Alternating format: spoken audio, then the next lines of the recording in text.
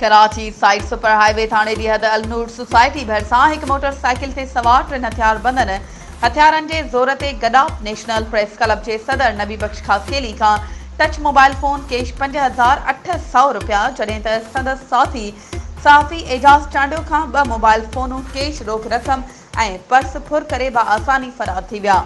वाक़ई डीएनसी थाने ते दाख़िल कई वई। इन हवाले सां सहाफ़ी नबी बख्श खासकेली ॿुधायो त साइड सुपर हाईवे ऐं सोहराब ॻोठ थाने जी हद में चोरियूं फुरूं रोज़ जो आज़ार वधी वियो आहे।